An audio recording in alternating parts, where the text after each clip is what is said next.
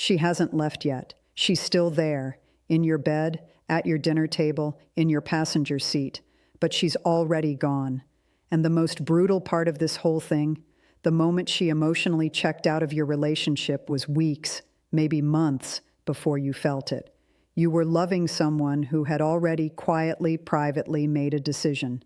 And there were signs, specific, identifiable, psychological signs. You just didn't know what you were looking at. There are 5 distinct behavioral and psychological shifts that happen inside a woman when she falls out of love. They're not random. They're not mood swings.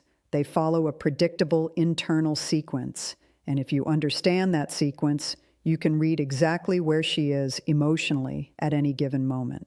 More importantly, and this is the part I need you to stay for, understanding these 5 things is not just about recognizing loss. It's about understanding something profound about how female love actually works. Something that, once you see it, changes how you show up in every relationship for the rest of your life. The 5th sign is the one that ends men, the one they look back on and realize they had weeks, maybe months to change course. Don't skip ahead. The context matters. What's up? Today we're going somewhere real. We're talking about the psychology of a woman falling out of love, not the dramatic movie version of it, where there's a big fight and someone throws a ring across a room, but the quiet, slow, almost invisible version. The one that actually happens in real relationships, the one that creeps in while everything looks fine on the surface. By the end of this video, you're going to be able to read the emotional landscape of your relationship with a clarity most men never develop. You'll understand what each of these 5 signs actually means at the psychological level, what to do about it, what not to do, because the wrong response accelerates everything. And we're going to talk about what's actually salvageable and what isn't. No sugarcoating, no false hope, just the truth, delivered in a way you can actually use. Let's get into it. The day a woman stops telling you what's bothering her is not the day nothing is bothering her. It's the day she decided you are no longer the person she processes her inner world with. And that transition, quiet, undramatic, almost invisible, is one of the earliest and most significant indicators that emotional withdrawal has begun. In relationship psychology, there is a concept called emotional disclosure, the ongoing sharing of personal thoughts, fears, frustrations, and vulnerabilities between partners. It is not just a byproduct of intimacy. It is the mechanism by which intimacy is maintained and deepened over time. When a woman brings her problems to her partner, she is doing something neurologically significant. She is selecting him as her primary emotional attachment figure, the person her nervous system trusts to hold her interior world. That selection is not casual. It is one of the most meaningful things a woman in love does, repeatedly, daily, without thinking about it. When that stops, when her problems start going to her sister, her best friend, her journal, anywhere but you, it means the emotional attachment has begun to reroute. She hasn't necessarily made a conscious decision, but her nervous system has. And nervous systems are honest in ways that people often aren't. A man named Ryan had been with his girlfriend Naomi for 2.5 years. For most of their relationship, Naomi talked to him about everything: her work stress, her difficult relationship with her mother, her anxieties about the future. Ryan was her person. He knew that. He loved that. Then gradually, and it was so gradual he barely felt it happening, she stopped. Not dramatically. She just started handling things herself, or mentioning in passing that she'd talked to Jade about it, her best friend. Ryan noticed, but told himself it was healthy. She's becoming more independent. That's a good thing. It wasn't independence. It was emotional redirection. By the time Ryan realized the intimacy had quietly evacuated the relationship, Naomi had already been emotionally living elsewhere for 3 months. They interpret a woman's silence as peace. They feel relief when she stops bringing problems to them. Less emotional labor, less heavy conversation, less friction. They mistake the quiet for stability. It is not stability. It is distance wearing stability's face. The moment you notice she's stopped disclosing, you create the conditions for disclosure without demanding it. Not, "You never talk to me anymore." That's an accusation dressed as an observation. Instead, you share something of your own first, something real, something slightly vulnerable. You open the door from your side. Genuine intimacy is reciprocal, and often the person who opens first gives the other person permission to follow. If she doesn't follow, that's information too. And information is always better than comfortable blindness. When a woman is in love, she touches the man she loves constantly, and most of it is unconscious. When that love begins to fade, the touch doesn't disappear immediately. It becomes deliberate, measured, performed. And the difference between spontaneous touch and performed touch is something you can feel before you can name it. Psychologist Sidney Jorard conducted foundational research on touch behavior in couples, and what he found was striking. Spontaneous, non-instrumental touch, touching for no reason other than proximity and connection, is one of the most reliable indicators of active emotional bonding.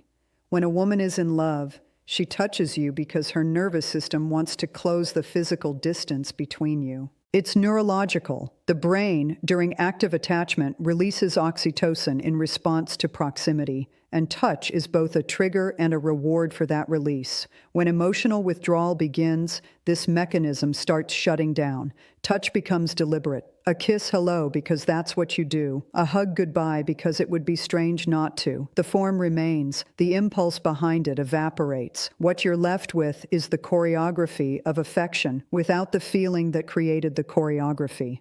And if you're paying attention, really paying attention, you can feel the difference in a single touch. There's a story I want you to really picture here. A man named Marcus, good man, attentive partner, started noticing something about how his girlfriend Layla touched him. He couldn't quite articulate it at first. She still kissed him, still held his hand occasionally, still initiated physical contact in the ways she always had. But something was different. Before, she used to reach for his hand in the middle of a movie without looking at him, like her hand just knew where to go. She used to press her face into his shoulder when they were standing in line somewhere, for no reason. Little unsolicited touches that carried the whole weight of "I want to be close to you." Now, the touches had a beginning and an end, a clear start and a clear stop. They were complete acts rather than unconscious impulses. Marcus felt it before he understood it. He described it to his brother as, "She's still affectionate, but it feels like she's remembering to be." He was right, and that distinction was everything. They either don't notice at all, operating on the logic that she's still affectionate, so we're fine, or they notice and respond by initiating more physical contact themselves, which creates a pressure dynamic that accelerates the withdrawal. Pursuing physical closeness from someone who is emotionally retreating almost always makes the retreat faster. You do not chase the physical. You create the emotional conditions that make physical closeness want to happen. You create experiences that break routine. Novelty reactivates the neurological systems involved in bonding. You bring genuine presence and warmth without demanding reciprocation. And you pay attention, not with suspicion, but with the kind of real attentiveness that often reignites what began to cool. Sometimes it works, sometimes it doesn't, but it is always the right move. A woman in love builds a future in her mind constantly. She is picturing it, planning it, referencing it in conversation. When she stops, she isn't being practical. She is protecting herself from grieving a future she's already let go of. Relationship researchers refer to this as future orientation within romantic partnerships, the degree to which partners mentally and verbally include each other in projected future scenarios. Studies consistently show that strong future orientation correlates with high relationship satisfaction and deep emotional investment. More importantly, the collapse of future orientation almost always precedes physical separation.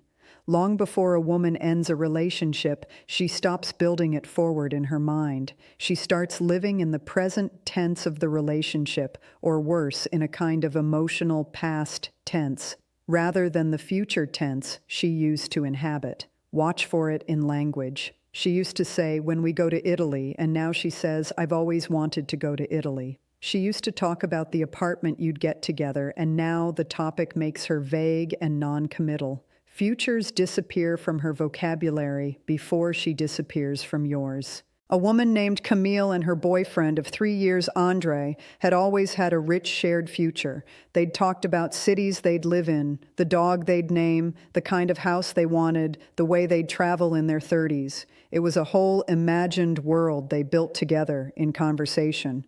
Andre noticed, slowly, then all at once, that those conversations had dried up. When he'd bring up something future-oriented, Camille would give a short, pleasant response and redirect. Not coldly, just conclusively, like she was closing a door that she didn't want to discuss being closed. He asked her about it directly one evening. She said she was just living in the moment more. That phrase, living in the moment. In this context, it doesn't mean mindfulness. It means she has quietly, privately, stopped building the future, and she doesn't want to explain why yet. Andre knew something was wrong. What he didn't know was what to do with that knowledge. They force future conversations as a test, trying to gauge where they stand by how she responds to big-picture topics. She feels the testing energy becomes more guarded and the withdrawal deepens.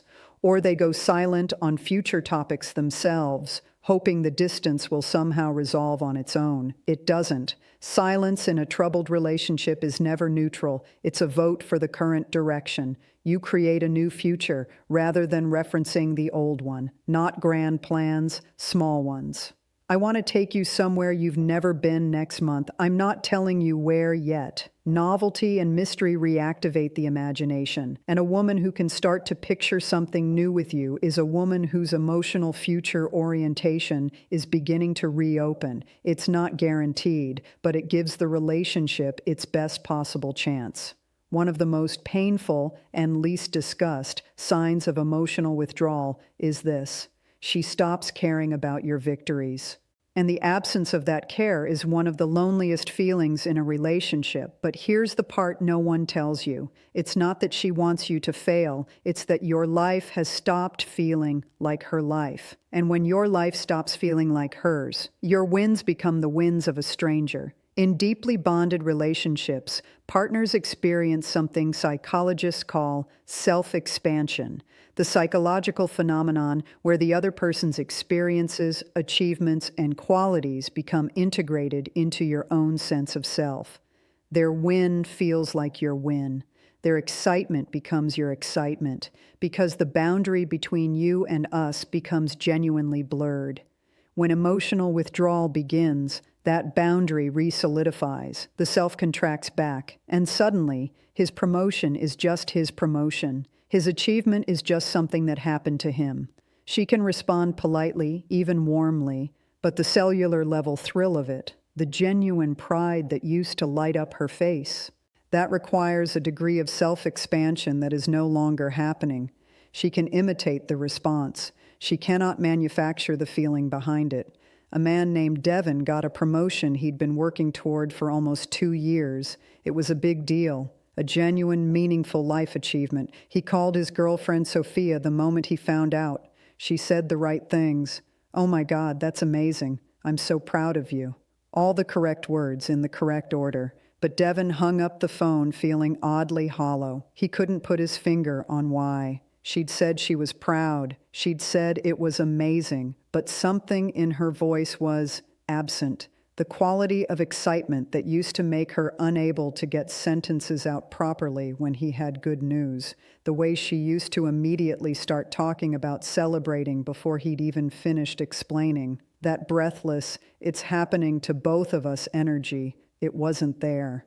And Devin, without knowing the psychology behind it, felt the loss of something he didn't have a name for. He just knew that the person who used to feel most like home suddenly felt like an acquaintance who was being polite. They convinced themselves they imagined it. The words were right, so the feeling must be right. They gaslight their own perception because the alternative interpretation is too painful to sit with. And in avoiding the pain of the truth, they lose the time they might have used to address it. You name what you felt, not as an accusation, but as a vulnerability. I got good news today, and I noticed I wanted to share it with you, but something felt off when I did. I don't know if you felt that too. That level of honest, non-accusatory emotional expression does two things simultaneously. It opens a real conversation, and it demonstrates the kind of emotional depth that often rekindles respect and connection. Men who can speak that clearly about their interior world are extraordinarily rare, and what is rare is what she remembers. This is the one, the sign that most men misread as progress, as maturity, as growth, as peace. It is none of those things. When she stops fighting, really stops, not just stops arguing, but stops investing emotional energy in the outcome of your conflicts, she has made a decision so quiet and so final that most men don't recognize it until it's already over. Relationship psychologist Dr. John Gottman, after decades of studying couples, identified what he called the distance and isolation cascade. It ends with a stage he describes as the couple leading parallel lives, coexisting without genuine engagement, without conflict, without real emotional contact. The critical insight here is this: conflict in a relationship, handled well, is a sign of emotional investment. You only fight with someone whose opinion of you matters. You only push back on someone whose behavior affects you. You only try to change someone you still believe in. The moment a woman stops engaging in that process, stops arguing, stops pushing, stops asking you to be different, it is not because she's made peace with who you are. It is because she has made peace with the idea of leaving. Emotional disengagement is the psychological precursor to physical departure. Every time, without exception. And the silence that follows, that eerie, comfortable-seeming silence, is not the sound of a stable relationship. It is the sound of someone who has already grieved and is now simply waiting. His one I need you to really sit with. A man named James and his girlfriend Aria had been together for 4 years. In years 1 through 3, they fought. Not constantly, but with the full-blooded intensity of two people who cared deeply about the outcome of their relationship. They argued about real things, about the way he dismissed her feelings sometimes, about the way she needed more from him than he was giving. They fought, and then they came back to each other, closer for having been honest. Then in year 4, something changed. The fights stopped. James felt relief at first. He thought they'd finally figured it out, thought they'd reached the maturity plateau he'd heard couples talk about. What had actually happened was simpler and more devastating. Aria had run out of hope that the fights would change anything. She'd had the same conversations enough times to know how they ended, so she stopped having them. She became pleasant, agreeable. She stopped mentioning the things that bothered her. She stopped asking for more. James thought they'd arrived somewhere good. Aria was already gone. She just hadn't packed yet. 3 weeks later, she ended it. James was blindsided, completely, because the last month had felt like their best in years. He didn't understand that her peace wasn't peace. It was the quiet that comes after a decision has been made.